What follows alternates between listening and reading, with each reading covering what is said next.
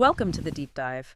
Today we're jumping into Bukhansan National Park. It's this huge, really rugged natural area, right? Like smack dab in the middle of the greater Seoul metropolitan area. It really is something else. And for you listening, the main thing we want to explore is how this kind of wilderness exists right there. Exactly. So let's get the basics down. It became the 15th national park back on April 2nd, 1983. Right. And it's big, about 77.3 square kilometers. It actually spans across parts of Seoul and Gyeonggi province, like Goyang, Yeongju, Jeonbu. It covers a lot of ground. And wait, it's not just one continuous block, is it? There's the Iryong Pass that kind of splits it. That's right, yeah. It divides the park into the main Bukhansan area and then the Bukhansan region, more to the north. Okay, but let's talk about the rocks. The geology seems key here. Oh, absolutely fundamental. The base is overwhelmingly granite hwagangam in Korean. Okay. Millions of years of erosion on that granite. That's what carves out everything we see. These incredible sheer rock walls, all the rocky peaks, these big exposed slabs of rock. Yeah. Wow. It also shaped the valleys, allowing streams to form, which mostly flow down towards the Han River system, like via the Yeongnam-ken Strait. So the granite literally shapes the land and the water flow, and the peak's Bigunde is the highest, about 836 meters. 836 Yeah, the point. view is Yeah, amazing. approximately. That's the highest point. But there are three peaks that are really symbolic. The big three. Exactly. Bigunde, Mangyongdae, and Insubong. Insubong is maybe a bit lower, around 810 meters, Uh-huh. but it's incredibly famous. A major rock climbing destination. Really? Oh, yeah. And historically, it had this interesting name, Bukak. Huaka. What does that mean? It translates roughly to Mount Carrying the Child, Yeah. maybe reflecting how challenging or, imposing it was. Ah, carrying the child. That's evocative. So the toughness is right there in the geology and the old names, which probably explains the current name too, Bukhansan. Precisely. North of Hansan, Seoul.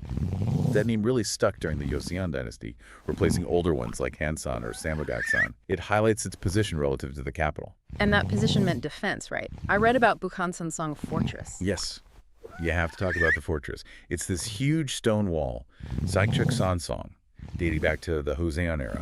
It runs for about 12 kilometers 12 kilometers, a Yeah. stone wall along the mountain ridges. along the ridges, yeah.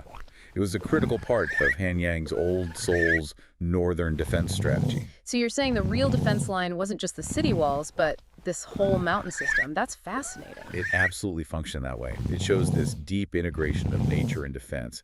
And even today, you see culture embedded there. Lots of temples, hermitages, Doseonsa, Jingwansa, Songgasa, Mangolsa.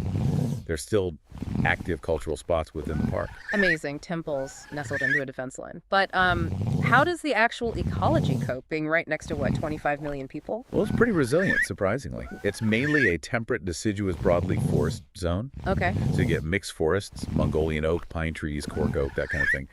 Fauna-wise, maybe 110 bird species, plus mammals like wild boar, raccoon dogs.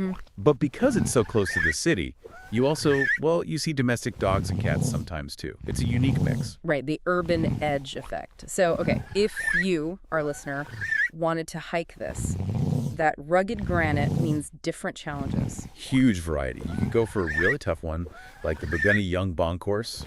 That's 10.4 kilometers, maybe 7 hours, 20 minutes. High fatigue. Wow, okay. That's serious. Or you could choose something like the Bukhansan course. That's more moderate, maybe 3.4 kilometers, takes under 3 hours, and you get to see parts of the fortress wall. Much more manageable, but safety must be a big concern on that granite. It really is. The park has strict rules. There are entry time restrictions, Ipsan Sigan Jahan, and absolutely no night climbing allowed. Good to know. And the crucial thing, especially for visitors, after rain, that granite gets incredibly slippery, like dangerously so. So proper footwear is non-negotiable. Absolutely. Anti-slip hiking shoes are a must. And you need to be really careful on those exposed rock ridges, the Amnyeong-gugwa. Got it. So stepping back then, Bukhansan is this synthesis, right? Nature, history, defense, all tangled up. Exactly. A rugged granite fortress the and a view is challenging amazing. wilderness, somehow coexisting right beside one of the planet's biggest cities. So the final thought maybe for you to consider is this. How did that 12-kilometer fortress, clinging to the mountain spine, shape more than just defense? How did it shape Seoul's enduring image, as the city dramatically ringed by these powerful protective peaks? Something to think about.